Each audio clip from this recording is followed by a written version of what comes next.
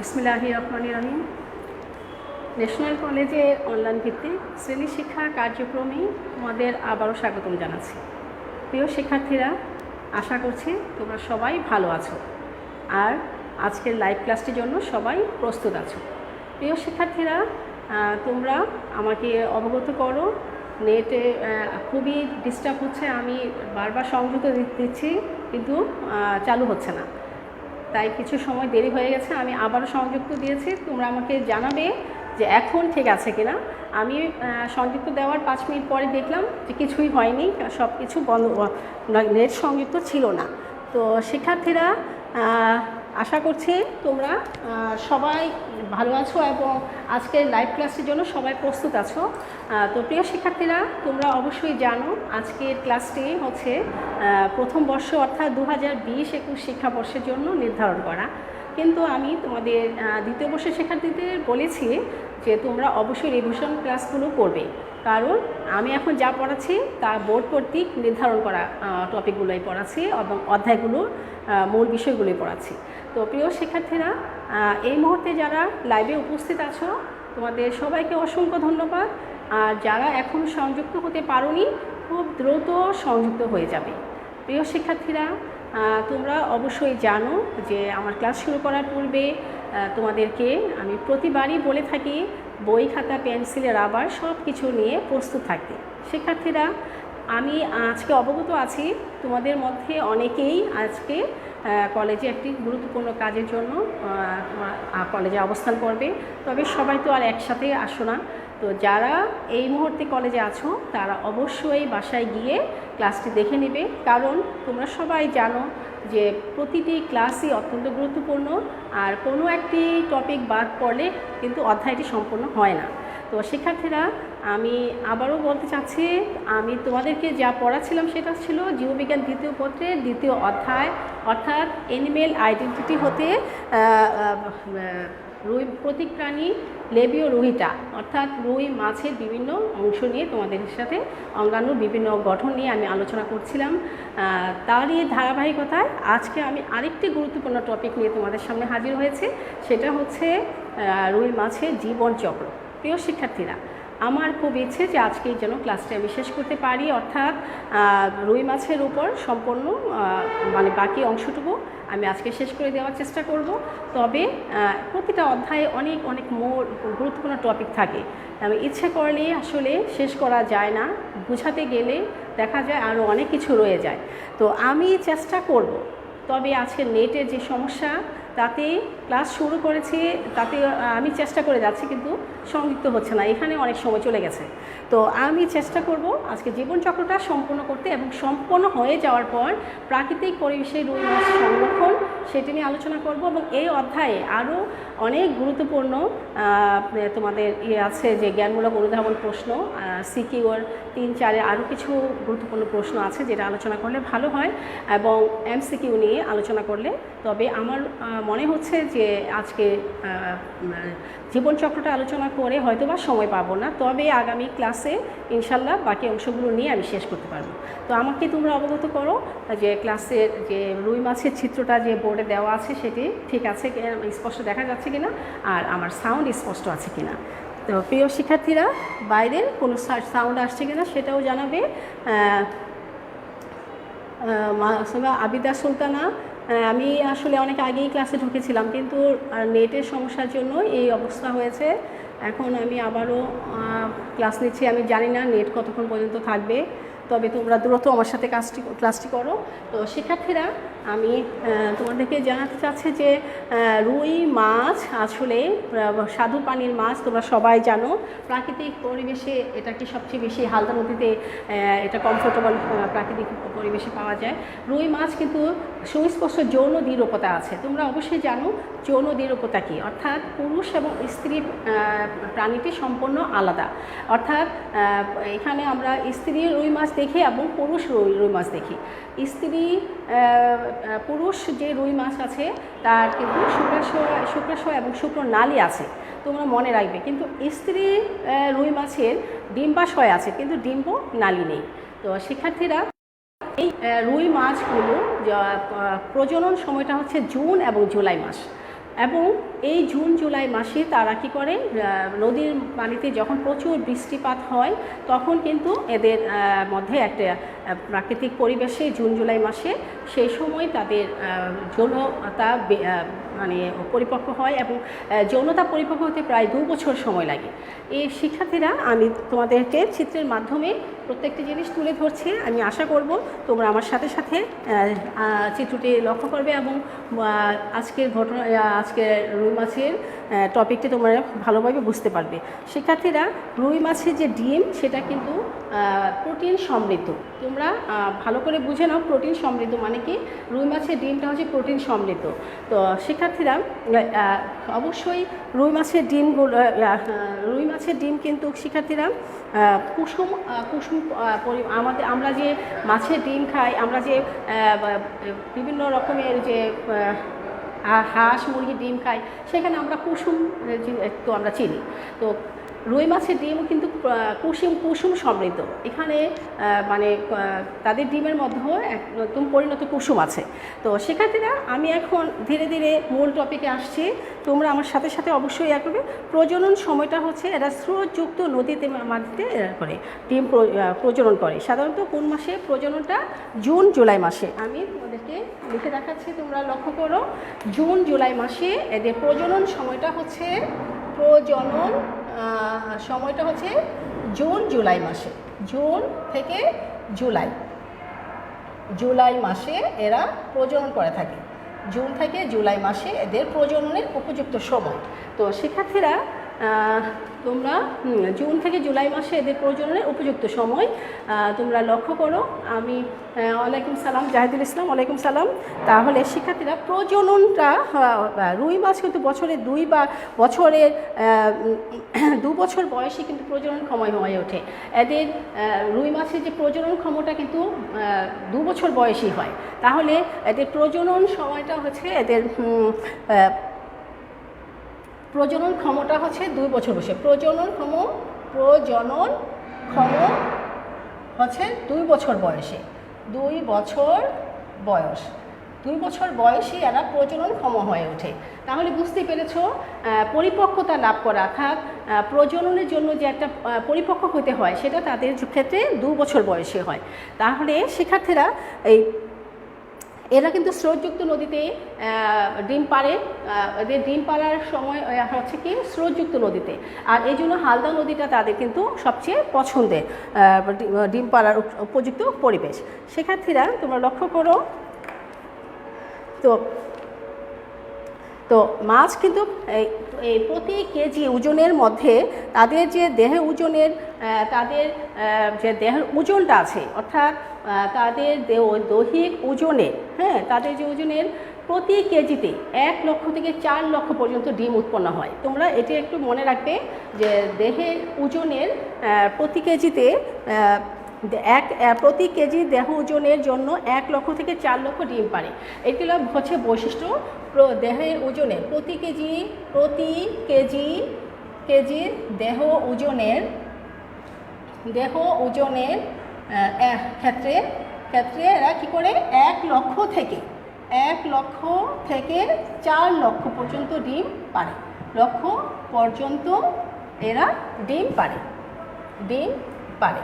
তাহলে তোমরা বুঝতেই পেরেছ এদের ডিম পাড়ার অবস্থানটা, অর্থাৎ 1 লক্ষ থেকে ওজনের উপর নির্ভর করছে।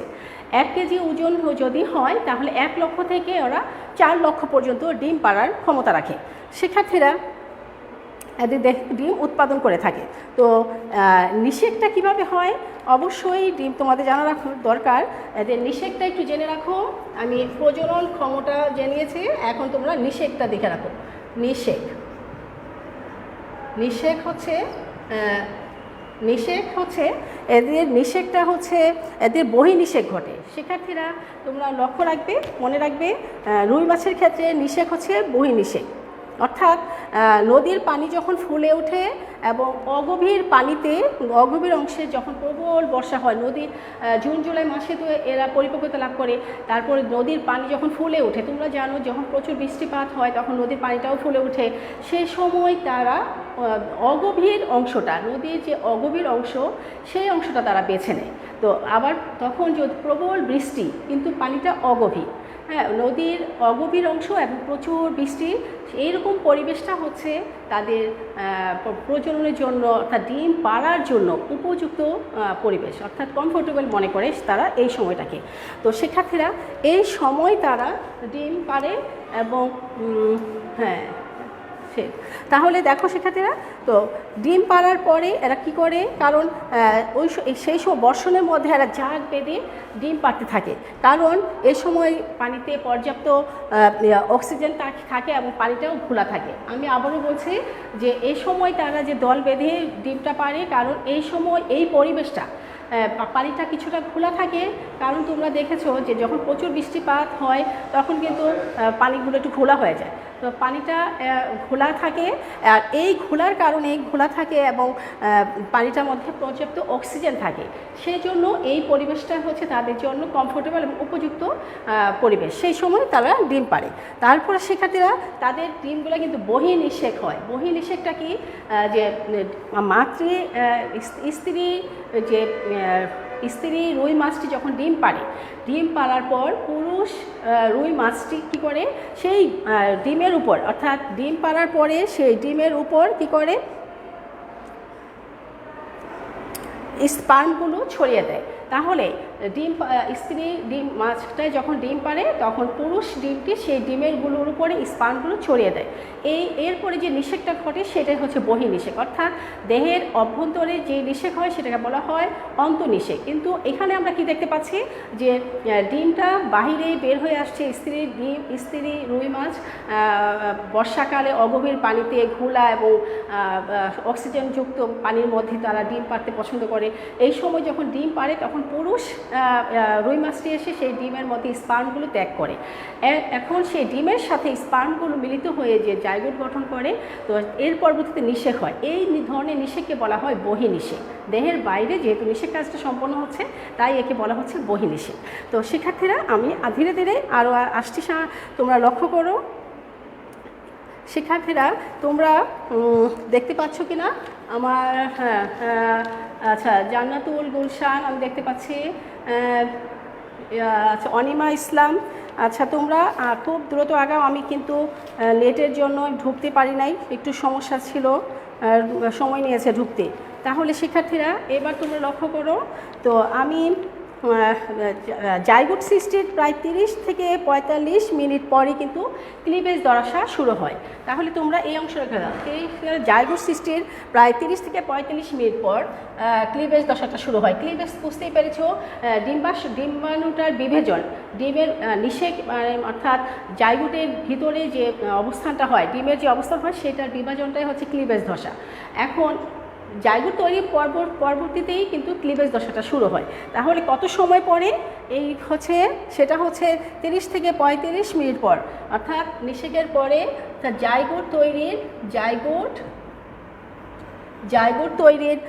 জাইগোট সৃষ্টি হওয়ার 30 থেকে 35 মিনিট পরে, সৃষ্টির 30 থেকে 35 মিনিট পরেই তাদের কি হয়, ক্লিভেজ শুরু হয়।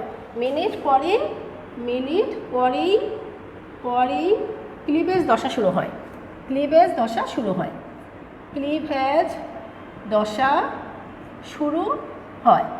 শিক্ষার্থীরা তোমরা এই অংশগুলো অবশ্যই এমসিকিউর জন্য খুবই গুরুত্বপূর্ণ, তোমরা লিখে ফেলবে, আমি যা বোর্ডে লিখছি তোমরা অবশ্যই লিখে ফেলবে। তো শিক্ষার্থীরা তোমরা লক্ষ্য করো, এই যে রুই মাছটার যে জাইগোট সৃষ্টি 30 থেকে 35 মিনিট পরেই যে ক্লিভেজ দশাটা শুরু হয়, ক্লিভেজটা কিন্তু মেরুপ্লাস্টিক ধরনের, অর্থাৎ মেরুপ্লাস্টিক ধরনের, তাদের ক্লিভেজটা মেরুপ্লাস্টিক ধরনের। এটি তোমরা লিখে রাখো, ক্লিভেজটা হচ্ছে ক্লিভেজ মেরুপ্লাস্টিক ধরনের, মেরুপ্লাস্টিক, এমসিকিউর জন্য এটা লাগবে, প্লাস্টিক ধরনের। তাহলে ক্লিভেজটা কী ধরনের, তাদের রুই মাছের ক্লিভেজটা কী ধরনের, মেরুপ্লাস্টিক ধরনের, ক্লিভেজটা হচ্ছে মেরুপ্লাস্টিক ধরনের। এখন প্রশ্ন হচ্ছে যে মেরুপ্লাস্টিকটা কী, অবশ্যই তোমাদের এখন প্রশ্ন হচ্ছে মেরুপ্লাস্টিকটা কী। সেক্ষেত্রে আমি তোমাদেরকে বলেছিলাম যে তাদের ডিমগুলো হচ্ছে কুসুম সমৃদ্ধ। এখন তোমরা অ্যানিমেল পোল এবং ভেজিটেবল সম্পর্কে জানো কি না, আমি আবারও তোমাদেরকে জানিয়ে দিচ্ছি। সেটা হচ্ছে যে ডিমের মধ্যে ডিমের কেন্দ্রে ঘন অংশটা হচ্ছে ভেজিটেবল পোল এবং তার কেন্দ্র পরিধি থেকে যে ডিমের অংশটা আমরা দেখি সেটা হচ্ছে অ্যানিমেল পোল। এখন আমি মেরু ক্লিভেজ ব্লাস্টিক ধরনের এই অংশটা বলতে আমি তোমাদেরকে একটু স্মরণ করে দিতে চাচ্ছি, সেক্ষেত্রে তোমরা বুঝে নাও। তাহলে দেখো, যে কোনো প্রাণীর ডিমে যখন তোমার ভেজিটেবল পোলের পরিমাণটা বেশি থাকে, ফলে কুসুমের মানে ভেজিটেবল পোলের মধ্যে কুসুমের পরিমাণটা বেশি থাকে, তখন সম্পূর্ণ ডিমটি কি হয়, সেই অবস্থায় সম্পূর্ণ ডিমটি ক্লিভেজ প্রক্রিয়া বিভক্ত হতে পারে না।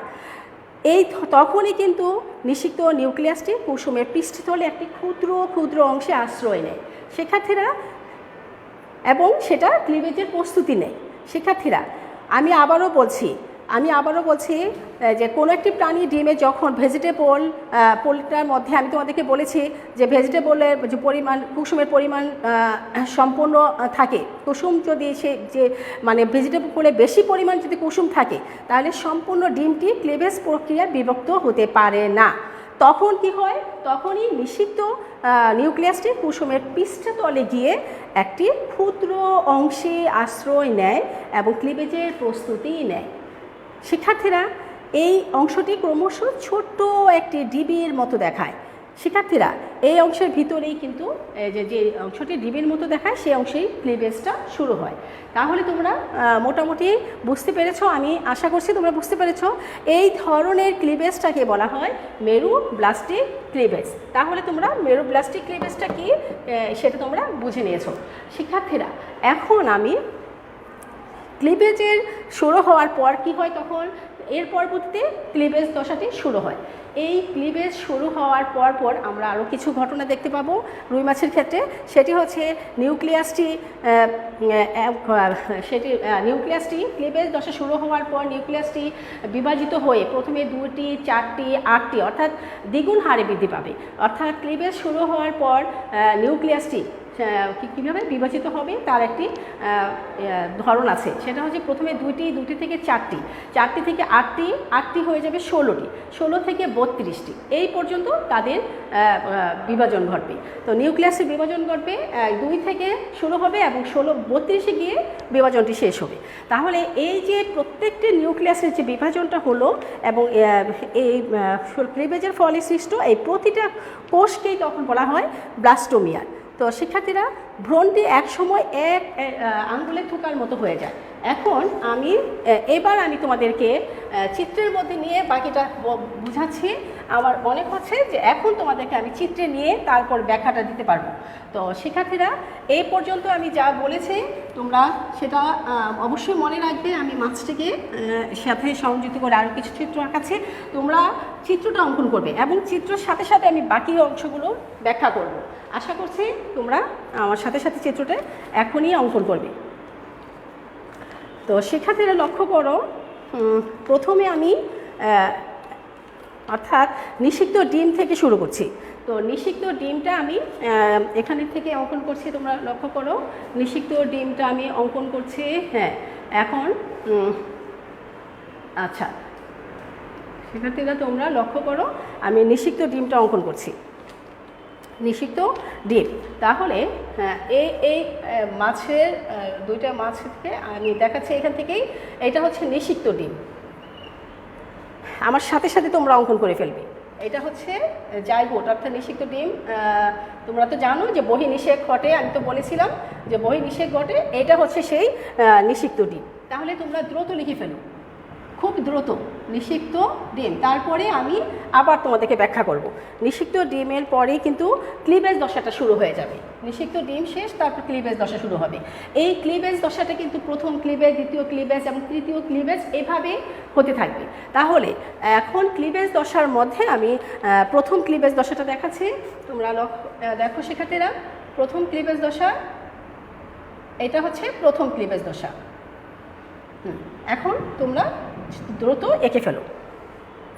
তো প্রথম ক্লিভেজ আমরা লিখে দিই, এটা প্রথম ক্লিভেজ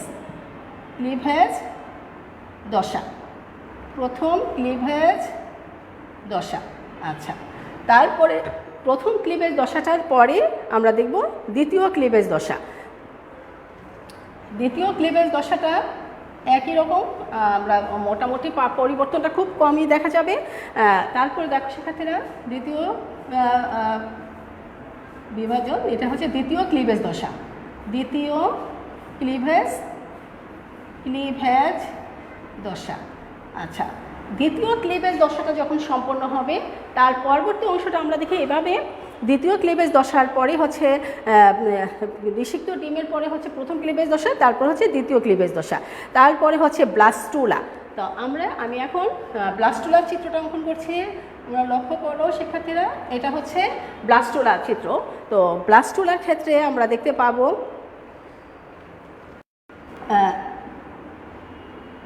এটা হচ্ছে ব্লাস্টুলা। হ্যাঁ, তো ব্লাস্টুলা তোমরা দ্রুত অঙ্কন করে ফেলো। এটা হচ্ছে ব্লাস্টুলা দশা, ব্লাস্টুলা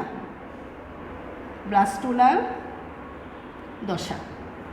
আচ্ছা, ব্লাস্টুলা দশাটা শেষ হওয়ার পরেই যে দশাটা উৎপন্ন হবে সেটা হচ্ছে ব্লাস্টুলা, এবং ভিতরে এই অংশটা হচ্ছে ব্লাস্টোসিল।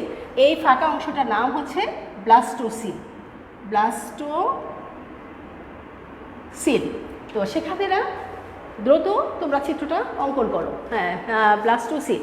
আচ্ছা, ব্লাস্টোসিল, তারপরে আমি দেখাচ্ছি যেটা প্রলম্বিত ভ্রূণ। এই অংশটাকে আমরা প্রলম্বিত ভ্রূণ বলি। এটা হচ্ছে প্রলম্বিত ভ্রূণ। এটা হচ্ছে প্রলম্বিত ভ্রূণ। আর এই ফাঁকা অংশটা মাঝখানে এটা হচ্ছে ব্লাস্টোসিল। এই সম্পূর্ণ অংশটা হচ্ছে ব্লাস্টুলা দশা। তার পরবর্তী অংশটা তোমরা চিত্রটা অঙ্কন করে ফেলো, তারপর আমি আবারও দেখাচ্ছি। তারপরে হচ্ছে অর্গানোজেনেসিস শুরু। হ্যাঁ, আমি এটাকে এই পাশে নিয়ে যাচ্ছি, তোমরা চিত্রটা আর একটু ভালোভাবে দেখে নাও। আচ্ছা, তারপরে হবে অর্গানোজেনেসিস শুরু হবে। অর্গানোজেনেসিস প্রক্রিয়াটা হচ্ছে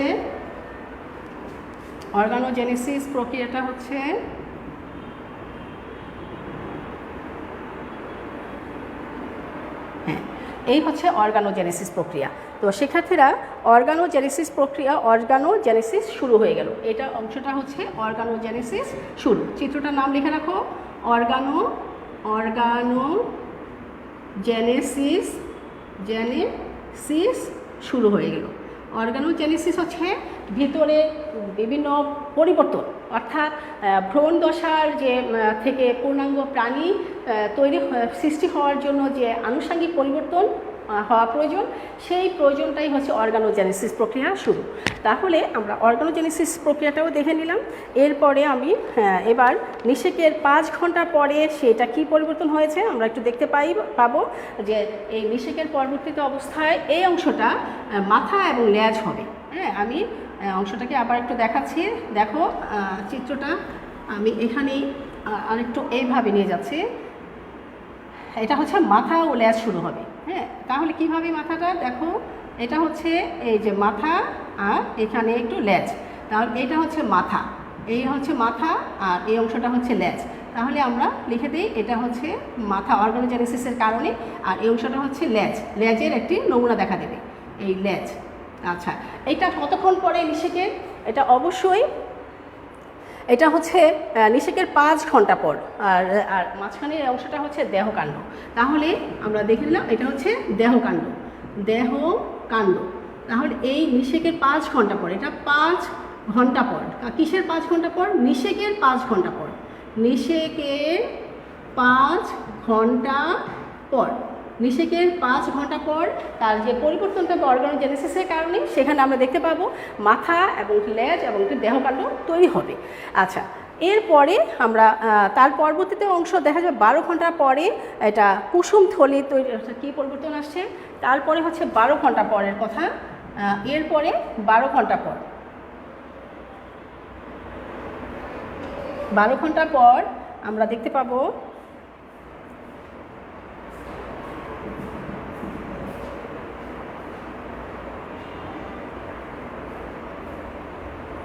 এরকম একটা অংশ দেখতে পাবো।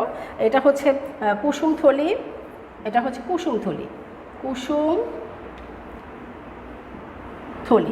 হ্যাঁ, তা এটা হচ্ছে 12 ঘন্টা পর, 12 ঘন্টা পর, 12 ঘন্টা পর এই অর্গানোজেনেসিসের পরিবর্তনের মাধ্যমে 12 ঘন্টা পরে যেটা উৎপন্ন হবে সেটা হচ্ছে আমরা দেখতে পাবো কুসুমথলি, তারপরে হচ্ছে এখানে দেখতে পাবো যে ফুলকা সহ মাথা, অর্থাৎ আমরা এখানে দেখেছিলাম মাথা, কিন্তু এখানে আমরা ফুলকা সহ মাথা দেখতে পাবো, ফুলকাটা উৎপন্ন হবে, ফুলকা সহ মাথা, তাহলে ফুলকা সহ মাথার উপস্থিতি দেখতে পাবো। এটা কখন? 12 ঘন্টা পর, অর্থাৎ পরবর্তী অর্গানোজেনেসিসের 12 ঘন্টা পর, অর্থাৎ জাইগোট সৃষ্টির 12 ঘন্টা পরে এই অবস্থাটা আমরা দেখতে পাবো। এবং এর আগে দেখেছিলাম কি মাথা, দেহকাণ্ড এবং লেজ সৃষ্টি হয়েছিল, কিন্তু এখন এর পরবর্তী ধাপে দেখতে পাবো যে কুসুমথলি আছে এবং ফুলকা সহ মাথাটার সৃষ্টি হয়েছে। এটা হচ্ছে জাইগোটের 12 ঘন্টা পরের কথা। তো শিক্ষার্থীরা চিত্রটা দেখা যাচ্ছে?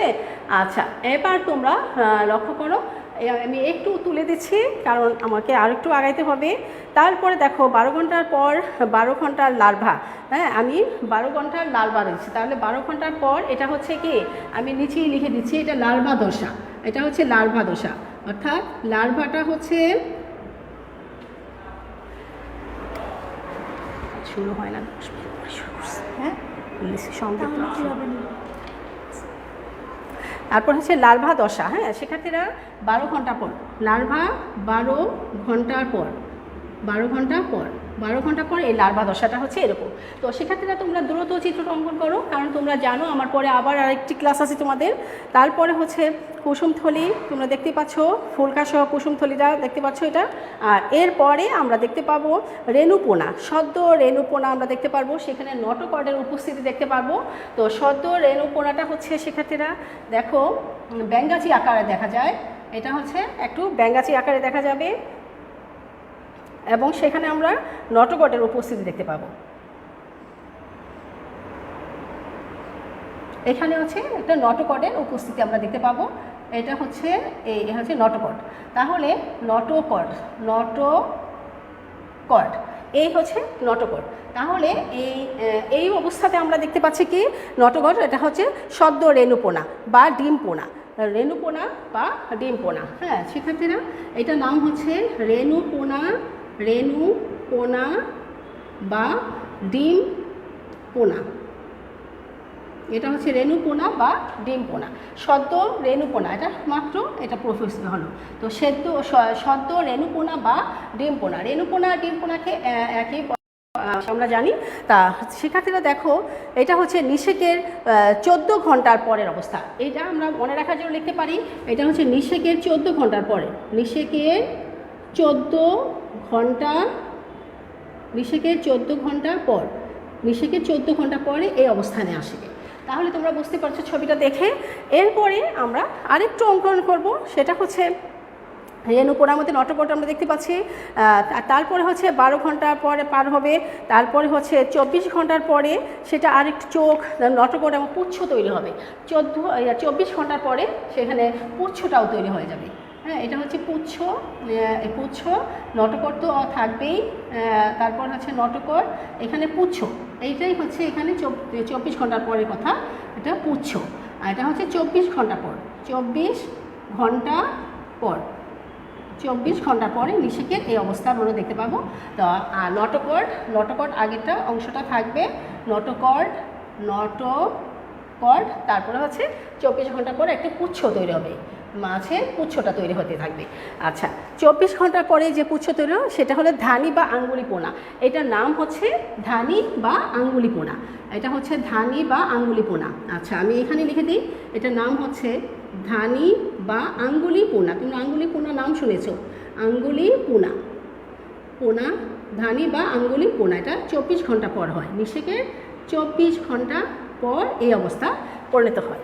তো এর পরবর্তীতে দেখা যাচ্ছে যে ধানিপোনাতে আমরা এখানে একটা স্পষ্ট লেজ দেখতে পাবো, এখানে আমরা লেজটা দেখতে পাবো, ধানিপোনার মধ্যে ছোট্ট একটা লেজের তৈরি হবে। আর এই অবস্থাতে মোটামুটি আমরা এখানে কিছু পুচ্ছ দেখতে পাবো, যেমন এখানে আমরা পৃষ্ঠ পাখনা দেখতে পাবো, পায়ু পাখনা দেখতে পাবো, তারপরে হচ্ছে শ্রোণী পাখনা দেখতে পাবো, মাছের মোটামুটি একটা মাছের একটা আকৃতি চলে আসবে। এখানে আমরা মাছের একটা শেপই মোটামুটি ছোটোখাটো একটা আকার আমরা দেখতে পাবো। তাহলে পৃষ্ঠীয় পাখনা, এই হলো পৃষ্ঠ পাখনা, তারপরে হচ্ছে পায়ু পাখনা, শ্রোণী পাখনা, বক্ষ পাখনা। এইভাবে আমরা এটা হচ্ছে ধানীপোনা বা আঙ্গুলিপোনা, এটা হচ্ছে ধানীপোনা বা আঙ্গুলিপোনা।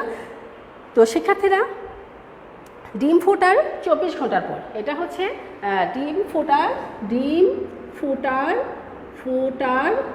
24 ঘন্টার পরের অবস্থা এটা। আচ্ছা, এরপরে আমরা যা দেখতে পাবো সেটা হচ্ছে এরপরে হচ্ছে আবার সেই এই ধানীপোনাটাই বড় হবে, এবং এটা হচ্ছে স্ত্রী মাছ। আমি এটাকে স্ত্রী রুই মাছ, এই চিত্রটা আমি আর মুছলাম না, এটা স্ত্রী রুই মাছ, কারণ স্ত্রী রুই মাছ আকারে বড় হয়। আর এরপরে এই মাছটাই এবার পুরুষ রুই মাছটা আকারে একটু ছোট হবে। আমি মানে মোটামুটি করে, সময় কম, আমি তোমাদেরকে একটু রাফ করেই আঁকাচ্ছি বলতে পারো, কারণ এখন আমাদের আর সময় নাই। তোমাদের আরেকটি ক্লাস শুরু হয়ে গেছে, প্রায় শুরু হয়ে সময় হয়ে গেছে, তোমরা লক্ষ্য করো। এটা হচ্ছে শ্রোণী পাখনা। আচ্ছা, তোমরা মাছটা তো আঁকা শিখেই গেছো, আশা করি তোমরা পারবে। আচ্ছা, এখন দেখো, আর পায়ু পাখনা, আর এখানে আইসগুলো তোমরা সবাই জানো যে আইসগুলো কীভাবে থাকে। এই হচ্ছে মোটামুটি এটা পুরুষ মাছ, পুরুষ রুই মাছ। এই পুরুষ রুই মাছ এবং স্ত্রী মাছ, রুই মাছের স্ত্রী মাছ ডিম পারবে, এবং পুরুষ রুই মাছ আবার সেই ডিমের ওপর এখানে নিষেক্ত করবে, ছাড়বে, স্পার্মগুলো ছাড়বে, এবং দুটা মিলিত হয়ে আবার সেই নিষিক্ত ডিম থেকে পুনরায় এটা হবে। এটা হচ্ছে চিত্রটা হচ্ছে কি, এই চিত্রটা হচ্ছে এই হচ্ছে নিষিক্ত ডিমের। তার চিত্রটার নাম হচ্ছে রুই মাছের জীবনচক্র। শিক্ষার্থীরা, চিত্রের নাম অবশ্যই রাখবে, রুই মাছের জীবনচক্রের ধাপসমূহ। চিত্রটার নাম হচ্ছে, আমি এই পাশে লিখছি, রুই মাছের জীবনচক্রের ধাপসমূহ। এই চিত্রটার নাম হচ্ছে রুই মাছের জীবনচক্রের ধাপসমূহ। তো শিক্ষার্থীরা, এই হচ্ছে মোটামুটি রুই মাছের জীবনচক্র। তাহলে তোমরা আমার সাথে সাথে একটু দ্রুত মিলিয়ে নাও, আমার মনে হয় আর সহজে লাগবে। একটু দ্রুত মিলিয়ে নাও। প্রথমে কি হচ্ছে, ছবিটা সাথে মিলিয়ে তুমি আমার কথাটা শোনো, আমার মনে হয় তারপরে আর তোমাদের সমস্যা হবে না।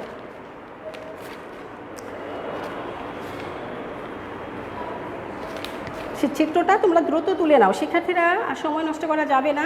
আচ্ছা, আমি যে বলেছিলাম যে ক্লিভেজ শুরু হওয়ার পর নিউক্লিয়াসটি 2, 4, 8, 12, 16, 32 এমন সংখ্যক কোষে বিভক্ত হতে থাকে। ক্লিভেজের ফলে যে সৃষ্ট কোষগুলোকে, প্রতিটি কোষকে ব্লাস্টোমিয়ার বলা হয়। ভ্রূণটি এক সময় এক থোকা আঙ্গুরের মতো দেখাবে। তো শিক্ষার্থীরা, এই ভ্রূণটিকে এক সময় এটা আঙ্গুরের থোকা, আমরা যেরকম দেখি এক থোকা আঙ্গুরের মতো, এই ভ্রূণটাকে এক সময় সেরকম দেখাবে। তো শিক্ষার্থীরা, তো এই অবস্থাটার নামই হচ্ছে মরুলা দশা। তো আমরা দেখেছি যে মরুলা দশার মধ্যে এই থোকার মতো দেখাবে, এবং ভ্রূণের পরিস্ফুটনের ক্ষেত্রে মরুলার ধাপটি অত্যন্ত গুরুত্বপূর্ণ, কারণ বেশি ঝাঁকুনিতে ভ্রূণটা যদি কুসুম থেকে বের হয়ে আসে, মরুলার মধ্যে যে কুসুমগুলো থাকে, বেশি ঝাঁকুনিতে কুসুমগুলো যদি বের হয়ে আসে, তাহলে কিন্তু ডিমগুলো নষ্ট হয়ে যায়। তো সেক্ষেত্রে আমাদের মরুলা দশাটা মাছের ক্ষেত্রে অত্যন্ত গুরুত্বপূর্ণ। তো শিক্ষার্থীরা, বেশি ঝাঁকুনিতে ভ্রূণটা নষ্ট না হয় সেই জন্য আমাদের খেয়াল রাখতে হবে, কারণ এই ক্ষেত্রে কুসুম থেকে বিচ্ছিন্ন হয়ে এদের মৃত্যুবরণ হয়ে যায়, করতে পারে। তো ক্লিভেজটা যখন ধীরে ধীরে সামনের দিকে এগিয়ে যায়, তখন কিন্তু ব্লাস্টোমিয়ারগুলো মাঝখানে একটি ফাঁকা জায়গা সৃষ্টি হয়, যাকে বলা হয় ব্লাস্টোসিল। শিক্ষার্থীরা, তোমরা দেখতে পাচ্ছ এই যে এই ফাঁকা অংশটার নাম হচ্ছে ব্লাস্টোসিল। আমি সরে দাঁড়াচ্ছি যেন তোমরা চিত্রটা স্পষ্ট বুঝতে পারো। তো শিক্ষার্থীরা, এরপরে লক্ষ্য করো,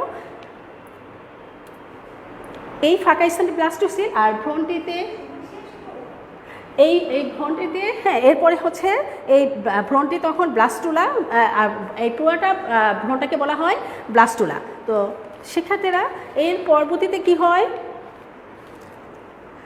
অর্গানোজেনেসিস। অর্গানোজেনেসিস হচ্ছে গ্যাস্ট্রোলা থেকে বিভিন্ন অঙ্গ তৈরির প্রক্রিয়াটাই হচ্ছে অর্গানোজেনেসিস। অর্গানোজেনেসিস কিন্তু নিষেকের 4 ঘন্টা থেকে শুরু হয়, আর 5 ঘন্টা পরে একটা মাথা ও লেজ দেখা যায়, আর এটাকে পেশি স্তর গঠন শুরু হয়ে যায়।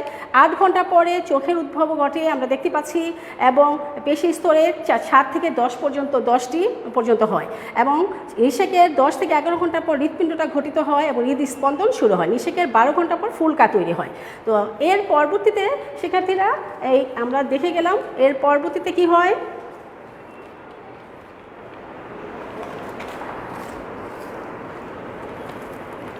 হ্যাঁ, এখন তোমরা আরেকটু লক্ষ্য করো, এরপরে হচ্ছে রেণুপোনা।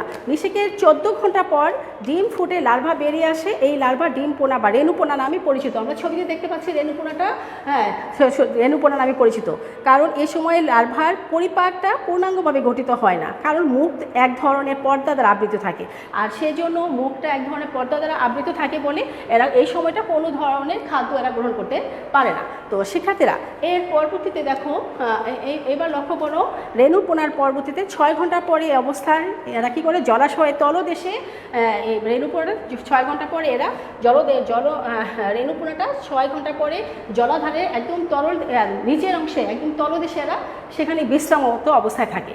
তো বিশ্রামরত অবস্থায় নেয় এবং অনিয়মিতভাবে সেখানে উপরিভাগে আবার চলে আসে। কুসুমগুলোর আকারে বেশ বড় হয়, আর এদের কিন্তু 2 প্রান্ত এই সময় সরু থাকে।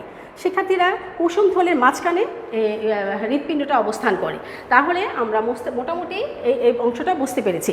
এরপরে দেখো 12 ঘন্টার পরে লার্ভাটা স্পষ্টভাবে চোখের উপস্থিতি আমরা লক্ষ্য করি, স্পষ্ট দেখা যায়, এবং কুসুম থলিটা আকারে আরও বড় হয়। নটকটটা দীর্ঘ হয়, পুচ্ছ পাখনাটা স্পষ্ট হয়ে ওঠে, তোমরা চিত্র দেখে বুঝতে পারছো। তারপরে দেখো 24 ঘন্টা পরে নটকটের পিছন দিকে বাঁকা হয়ে যায় এবং পুচ্ছ পাখনাটা আরও বড় হয়, পায়ু পাখনাটা স্পষ্ট হয়, ফুলকা মেরুদণ্ডের উদ্ভবও আমরা দেখতে পাচ্ছি। তার পরবর্তীতে 36 ঘন্টা পর সবগুলো পাখনাদণ্ডগুলো দেখা যায়, স্পষ্ট হয়, আর পরিপাক নালীটাও উপস্থিতি আমরা দেখতে পাই। 48 ঘন্টা পর কিছুটা লম্বা হয় এবং 6.0 থেকে 6.4 মিলিমিটার লম্বা হয়। কুসুমথলির সামনে অংশটা উত্তল হয়, আর বায়ুথলিটা দেখা যায়। লার্ভার মাথায় ক্রোমাটোফোর উৎপন্ন হতে থাকে। সেক্ষেত্রে এই সময় মাথাটাকে কালো রং দেখায়। 32 ঘন্টার পর 72 ঘন্টার পরে শিক্ষার্থীরা, তাহলে আগামী ক্লাসে আমি তোমাদের বাকি অংশটা আলোচনা করব। এইটুকুই আজকে। 36 ঘন্টার পরে পাখনার পরিপাক দণ্ডটা স্পষ্ট হয়ে ওঠে। 48 ঘন্টা পরে এটা 6 থেকে 6.4 পর্যন্ত মিলিমিটার লম্বা হয়। তো শিক্ষার্থীরা, আর 72 ঘন্টা পরে সব অঙ্গগুলো স্পষ্ট হয়ে ওঠে। তারপরে 96 ঘন্টা পরে মুখটা স্পষ্ট হয় এবং আঙ্গুলি পোনা 5 দিনের মাথায় 48 সেন্টিমিটার লম্বা হয়। তারপরে 10 দিন পরে 20 সেন্টিমিটার লম্বা হয়, এবং এইভাবে 2 বছর পরে একটা পুরুষ এবং স্ত্রী মাছটি পরিপূর্ণত হয়ে ওঠে, এবং এই পরিণত হওয়ার পরে এই দুটি আবার মিলিত হয়, বহির্নিষেক ঘটার মাধ্যমে আবার পুনরাবৃত্তি ঘটে। এইভাবে মাছের জীবনচক্র সম্পন্ন হয়। ঠিক আছে শিক্ষার্থীরা, আশা করি তোমরা বুঝতে পেরেছো, চিত্রটা ভালোভাবে অঙ্কন করবে এবং ভালোভাবে বাসায় প্র্যাকটিস করবে। আগামী ক্লাসে আমি পরবর্তী যেটুকু বাকি আছে সেটুকু শেষ করব। আমার ক্লাসে আসলে ঢুকতে 10 মিনিট দেরি হয়ে গিয়েছিল, নেট পাওয়া যাচ্ছিল না, সেজন্য। তো আমি আন্তরিকভাবে সেজন্য দুঃখিত। তোমরা সবাই ভালো থেকে সুস্থ থাকো এই কামনা করছি। আজকের মতো এখানে বিদায় নিচ্ছি। আল্লাহ হাফিজ।